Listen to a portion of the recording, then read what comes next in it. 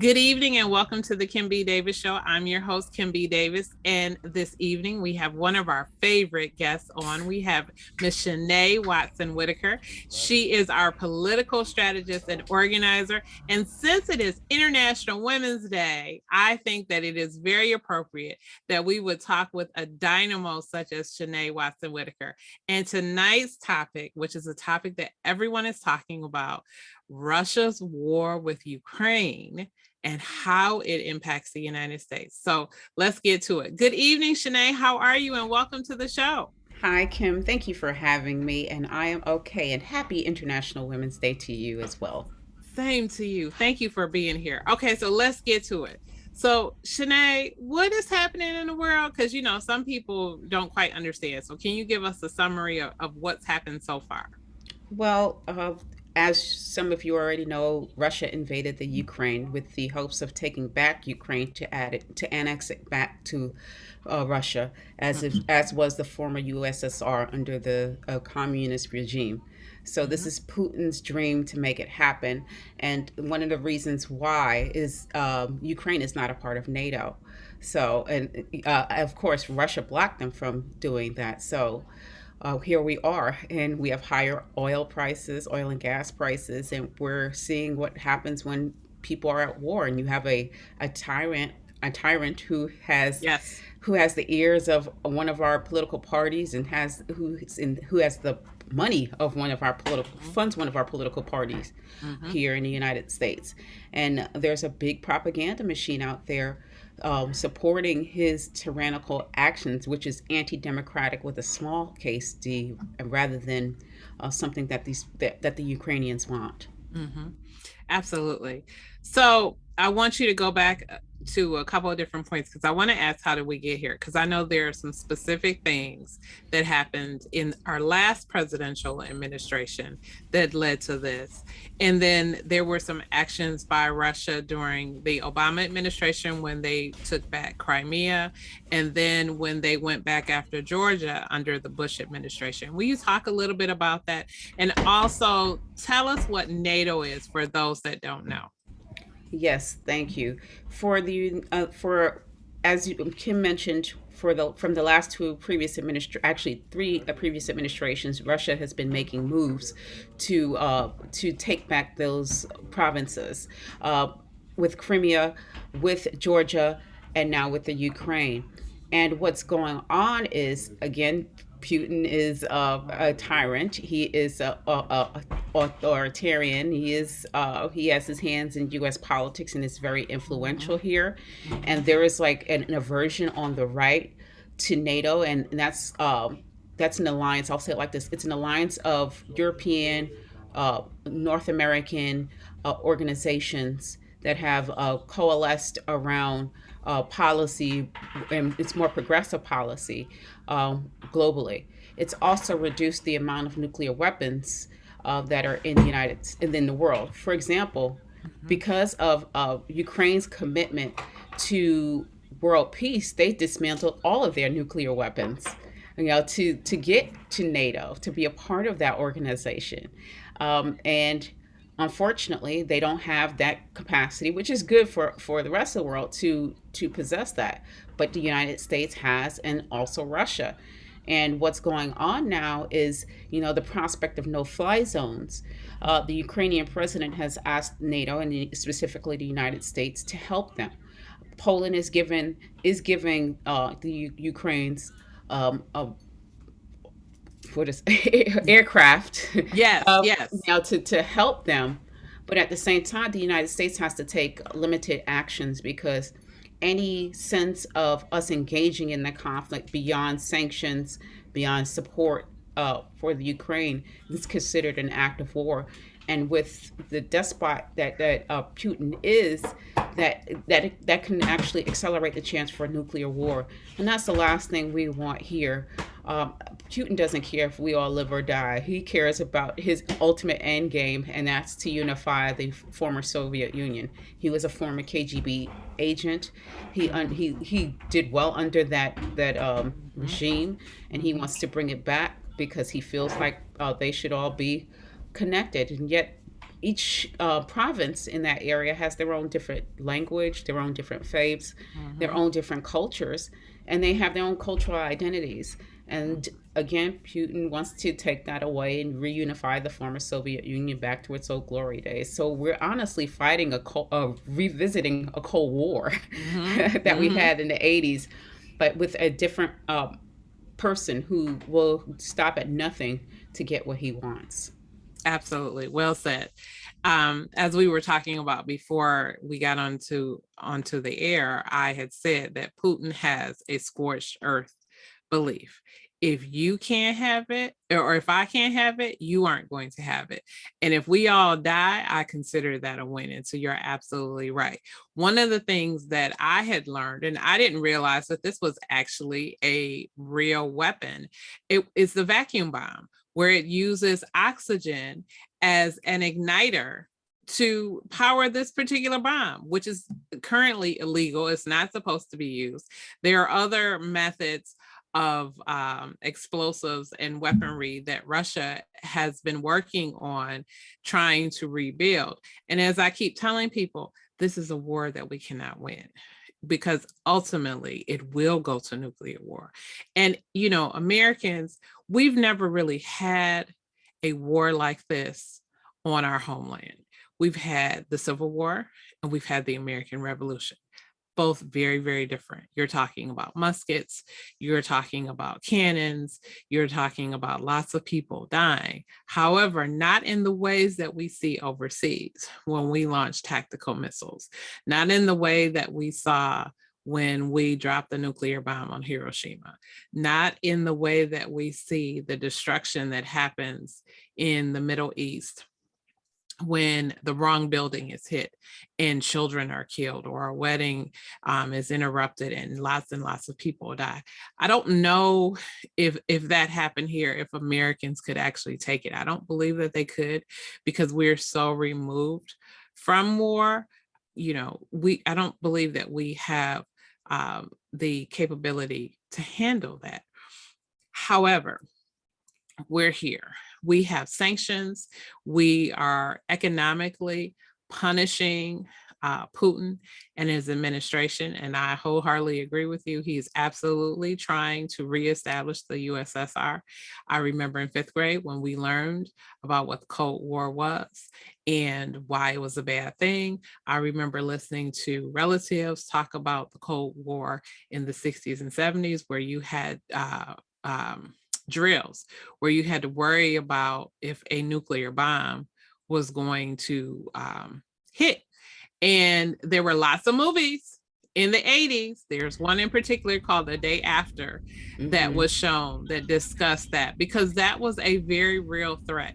And I say all that because I don't think that people really understand what's happening and how this actually can tip the balance of global power and relations with Europe.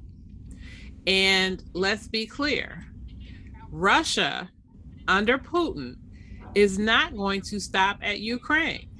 When we look at the USSR formerly, and we look at where we are in Europe, all of Eastern Europe was Russia or the USSR, the Soviet Union.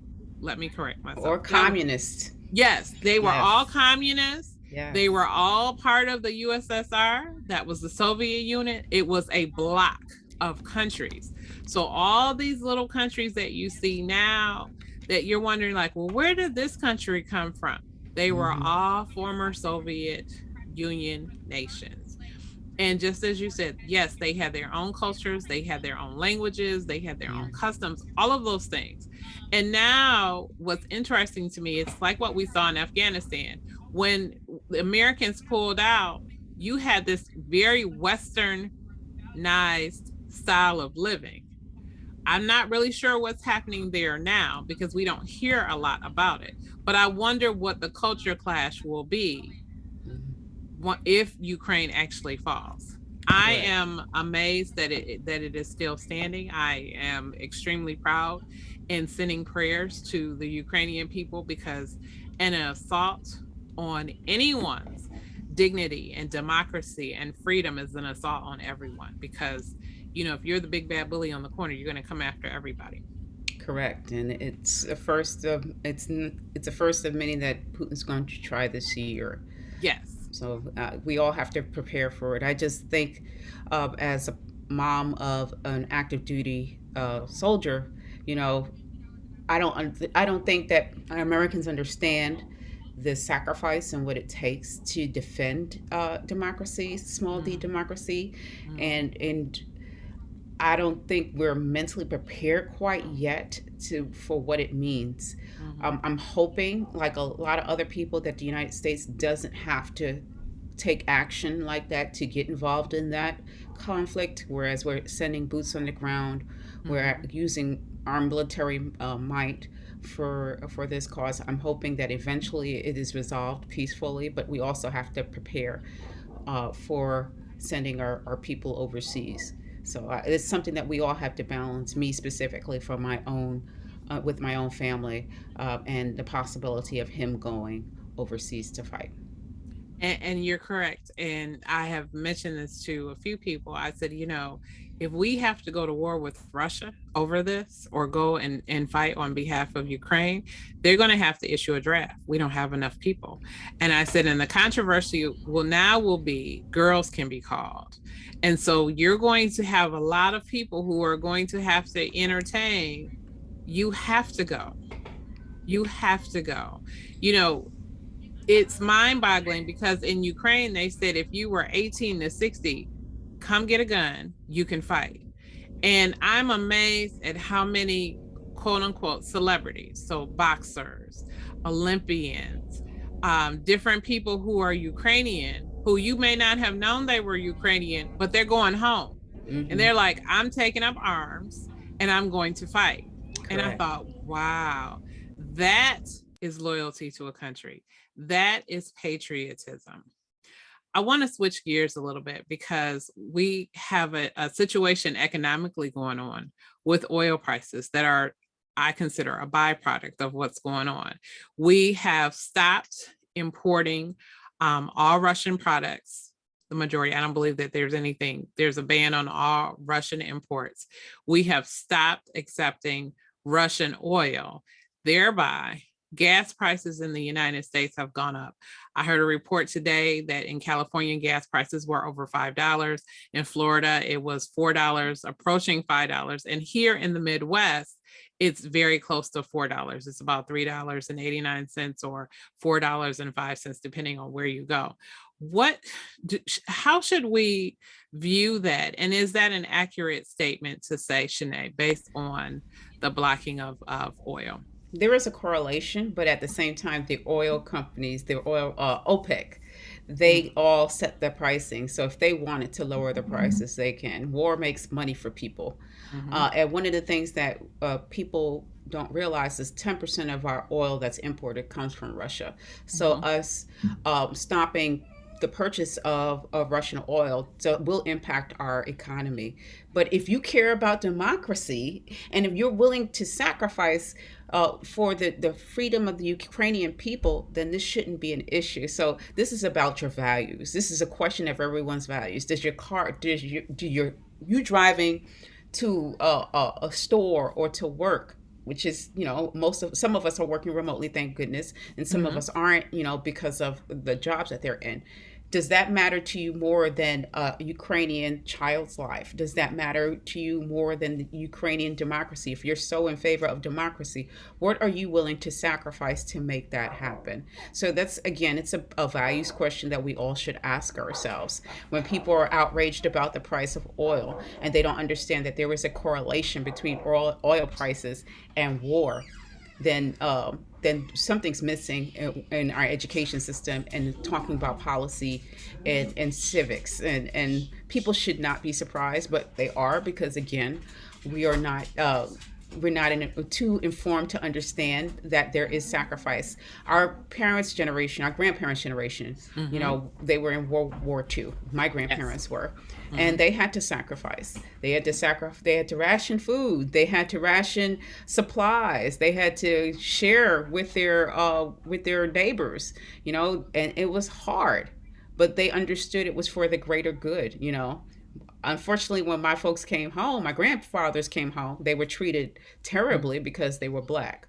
But at the same time, there was this patriotism theme that went around the country that it required sacrifice for the greater good. There were people that were being executed just because of who they believed in, or just because of who they looked like, and who, or how they looked and who they loved, and on what nationality they were. Mhm. So there was a time where we understood that there was a reason to sacrifice, and we've lost that feeling. I appreciate the Ukrainian people standing up for their rights to be a democracy, and fighting for their cause. I think Americans can learn a lesson, and take some notes on how to do it from the Ukrainian people, and from our grandparents and great grandparents as well, and parents. Absolutely. And I know exactly what you're talking about. My grandmother, before she passed, we would talk about World War II. We would talk about Pearl Harbor. She was in California when Pearl Harbor happened, and she talked about how the country came together and what the world was saying, and different things. And you did understand that everybody worked together, despite the fact that there was still racism, despite the fact that there was still prejudice and there were still roadblocks for African Americans, but we still had this patriotism for a country that, although didn't really love us, we still believed in it and we still fought. I want to go back to something you said. I want to talk about the 2016 election, because in 20, was it 2015 or was it 2016, when the FBI released the report that said that there was Russian uh, it, intervention into our presidential election. They saw it coming, and they said, we see it through Mm-hmm. Facebook now, which is called Meta, and we see it through ads, bots, all these different things, mechanisms that they were using. And now, when you look at what's actually happening in Ukraine and some of the language that's there, because Putin today, somebody released a report about the damages that are going on in Ukraine and how it's not going as well as Putin had wanted it to be. And he said, and I quote, fake news. And I said, where have we heard that? And, I started thinking back, and I said, this was, we talked about this in 2016. We talked about the Russian influence. We talked about how Putin's end game was to destabilize America. And when we look at it, because he kept saying, or the FBI was saying, well, they're trying to break us down along our racial lines. And what happened? We broke down racial lines. We have chaos and confusion. We have January 6th, and we're learning more and more about January 6th. And here we are. Can you talk a little bit about that, Shanay? Correct. This has been years in the making, the weakening of the American fabric by Russia, and even now, the propaganda machine. If you're on Twitter, you can see it's still there, even though it's not as effective, because Twitter's and Meta have taken steps to kind of uh, tamper down on the bots. There's like this. They're talking about the Ukrainian people, the Ukrainian government supporting Nazis. The Ukrainian president is Jewish. Yes, yes. It's Tell like the his story, meme. Shanae. Like, Shanae, he's tell his, Jewish. right. It Tell his doesn't make story. sense, and he was a competitor on Ukrainian version of Dancing with the Stars, and Yes. you know, and he just, it doesn't make sense, Mm-hmm. and that's being spread amongst like African Americans in on Mm-hmm. Twitter, Mm-hmm. and blacks from other countries. So you see that targeting still going on, and that misinformation, and and it's the Russians who have supported the Nazis here in Yes. America, and the right wing in America, and Mm-hmm. who caused the dissension, and who fueled the January 6th riots, and who fueled these Facebook groups from the right, because they Mm-hmm. understood the chasm that's in America called racism here. So it's dynamic when I watch it online, and watch people try to manipulate facts and manipulate pictures, when you can actually Google them yourselves, reverse Google image them, and see that these things are alive. But there are people who still believe it. Again, what's happening in Ukraine? It's about the Ukrainian people fighting for their right to be, for their own self determination and to be free of Putin's wrath. So I just laugh at it, but we got to take it seriously because it's coming up again. There's targeting our elected officials. The 2022 election is just around the corner. It is November Yes. 2022. And those troll bot farms will be added again. The misinformation will be up. And Putin is going to be on his game when it comes to having his little troll farms ready to spew hatred. I mean, if you type in a certain politician's name on the left, you'll get the bots to just hit your account. That's how bad it is. Yes. If you talk about the Vice President Kamala Harris, all sorts of bots will come out the woodwork and and say disparaging comments about her, and even people use blackfish. They'll try to use AAVE, African American vernacular English, to Yes. try to make a point, and usually it sounds bad, but there are some places that some of these bots have gotten better, and some of these blackfishes have gotten better in using our vernacular against us to mislead and to distort and to lie. So that's what we have to watch out for. Absolutely. So I want to share this because I found this to be fascinating for President Zelensky. So he actually is the grandson of a man who survived the Nazis. There were 4 brothers. His grandfather was the only one to survive from the Nazis. He is Jewish. He is not a Nazi. He's Jewish. His entire family was almost killed, if not for his grandfather. And here we have the president of Ukraine standing today under attack with death squads ready to kill him and his wife, because his wife was on Twitter and she's an architect, and she says, they're after me too. And I thought, wow, and you guys are staying. No one has evacuated you. And I know that the United States attempted to, and Zelensky said, no, the fight is here. I'm not going anywhere. That is admirable. That is admirable.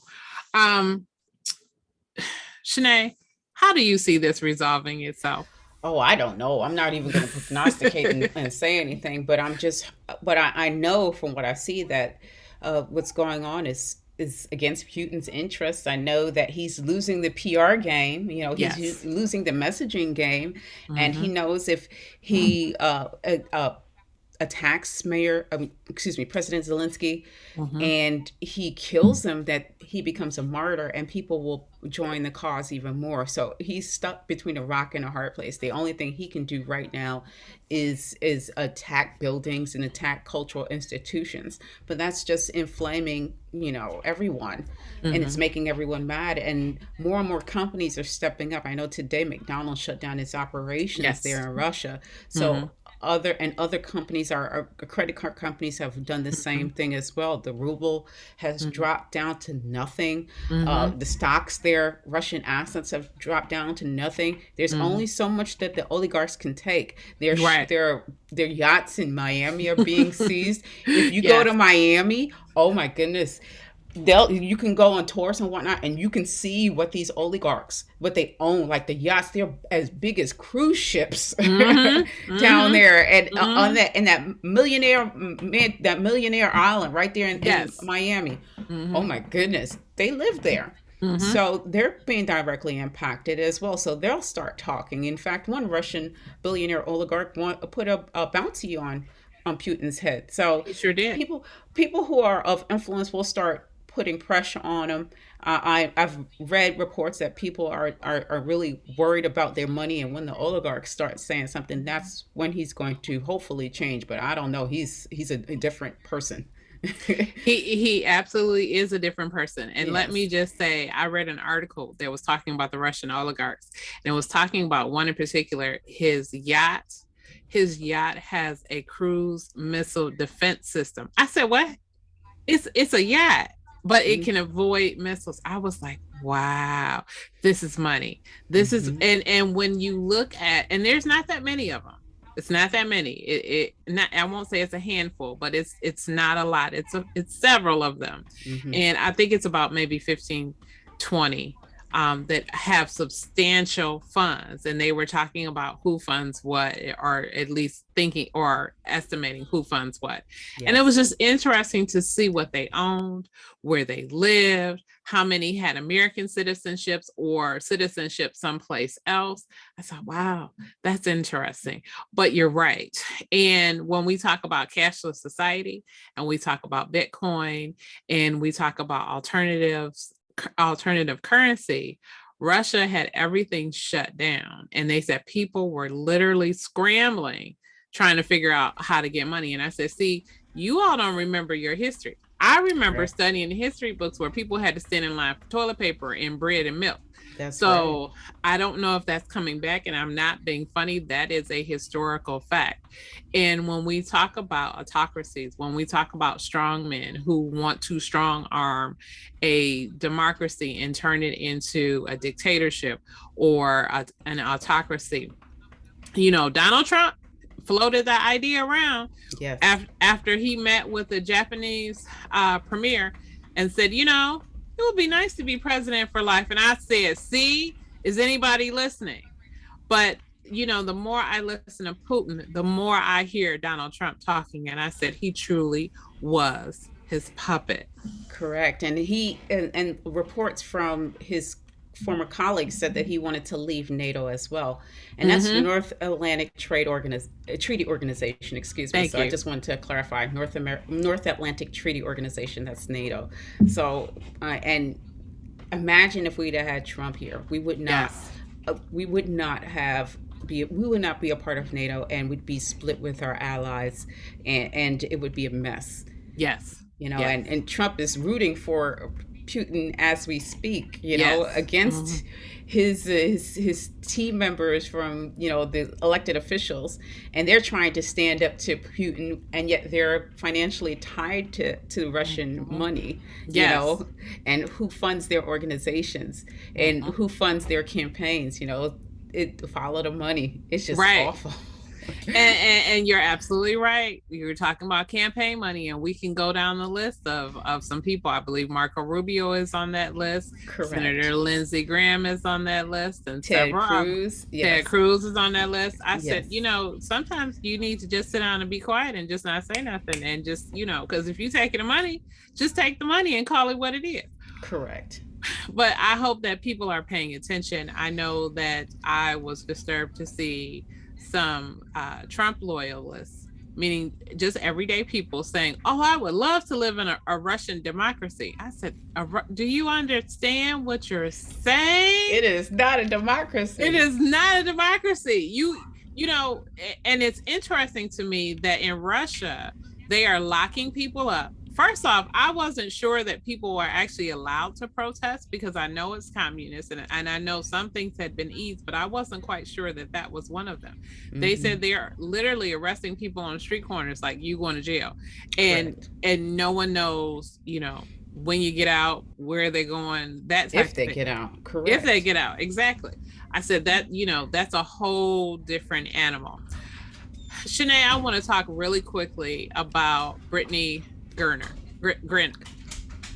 How Yes. do you say her last name? Brittany uh, Griner. Griner. Thank you. Yes. I saw it in my head. I was messing up. So Brittany Griner is a WNBA player who is currently in jail because Yes. a oil of marijuana, whatever that's called, hashish, I believe, was found in her bag. What are your thoughts about her being used as a high profile hostage?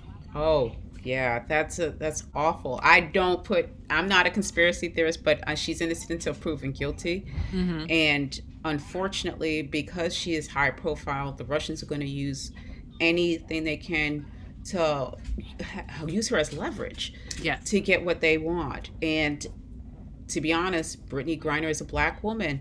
Joe Yes. Biden's most loyal voting bloc are Or black Black women. women. And Yes. if he's seen not doing anything for Brittany Griner, a lot of people will be impacted emotionally. And Mm-hmm. how would that impact the 2022 election cycle? That's something he has to think about as a leader. But also her health and what she means to the WNBA and her family, too. Mm-hmm. We all want her to come home, and Russia's going to do whatever they can. Putin doesn't care. Mm-hmm. He's a dictator. He's going Mm-hmm. to do what he's going to do, no matter what it takes to get what he wants and to use her.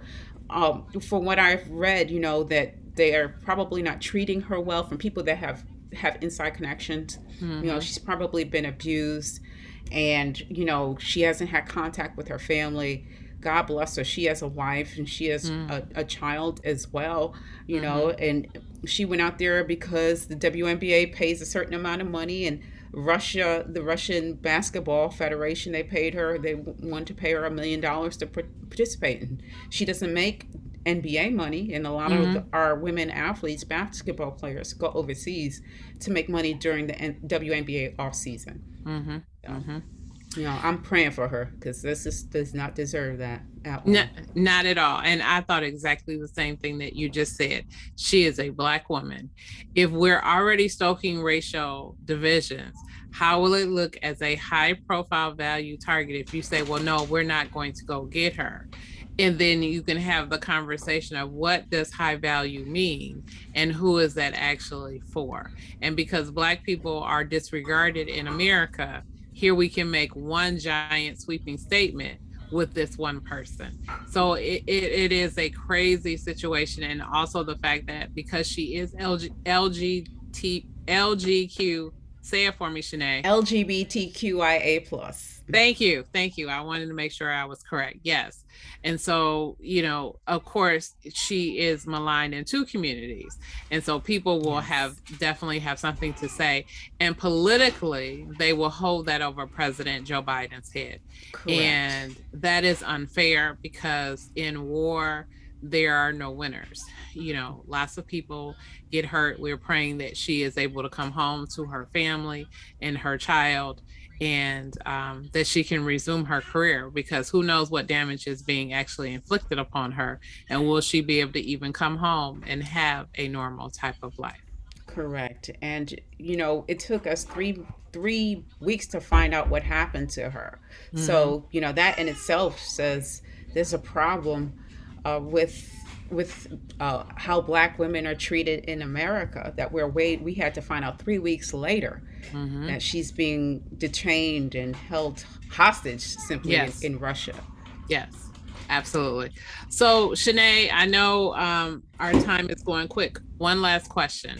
Yes. What do you see Russia's war with Ukraine? How is it going to affect the global power balance going forward? Well, it depends on Russia's reaction. I don't know if they know that they're losing the war of public opinion right now, but they really are. And eventually, they'll find out that this little country the size of Texas is beating you at your own game. Mm-hmm. So it's up to them what they do next. And it's up to the United States to remain solidly behind Ukraine, to support them the best way we can, whether it is through technology support or financial support or even armed support, But hopefully we won't go into war with them, but you Mm-hmm. never know. I can't say what's going to happen next because Putin is so, he turns on a dime. He does. He does. Yes. And I'll just say that the Polish leadership, I'm not sure if it was their president or prime minister, said a week ago, he stood, I believe it was before NATO, and said, do you really think he's going to stop with Ukraine? So I know the European Union as a whole, and I know that Britain pulled out. However, everyone is concerned because Russia geographically is right there. And so Yes. if they were able to capture Ukraine and decided, well, we're just going to keep on moving on, who's next? And then who's next after that? And when does it stop? And as you said, Putin wants to reestablish the USSR, which he does. The USSR was a very large conglomeration of nations. However, it was landlocked, and you still had Britain, you still had France, you still had Germany and Spain and Italy. But when we look back at history, when we look at World War I and World War II, what did Germany do? Germany invaded Poland, and for a moment said, "Okay, we're going to stop here," but lied and kept going. So I think we may be seeing um, a revision of history. And as us Bible scholars say, there is nothing new under the sun. Everything happened, it Hello. already happened. That's right. So we just need to keep paying attention to Yes, what's going indeed. on. Yes, indeed. So, but thank you, Shanay, for coming on the Kim B. Davis Show and updating us and helping us to understand what's happening. Tell us how we can find you. Tell us how we can follow you on social media. Yes, you can follow me on social media on Twitter, Alafem, LAF as in Frank, EMME underscore Negrita, N as in Nancy, EGRITA. That's my handle at Twitter, and I hope you follow me because I'm doing great things in the state of Michigan as well. Absolutely, you are. And we'll be looking forward to another update because, yes, the midterms are coming. And so we are very interested to see how all of this impacts our upcoming election cycle. So thank you for Yes. coming on, Shanay. Thank you so much for having me, Kim. Thank you. Thank you guys for tuning in to the Kim B. Davis Show. You know that you can find me on Facebook, Twitter, Instagram, LinkedIn, Snapchat, TikTok, everywhere on social media. And it's Kimberly Batchelor Davis. Bachelor is spelled BATCHELOR. You can see this show on YouTube.com/Kimberly Batchelor Davis. You can hear this show on Apple, Spotify, Stitcher, and Google. And you can learn more about me as an author at kimbdavis.com. Thank you guys for tuning in. I hope to see you on our next episode. And as always, remember, be magnificent. Thank you so much, Kim.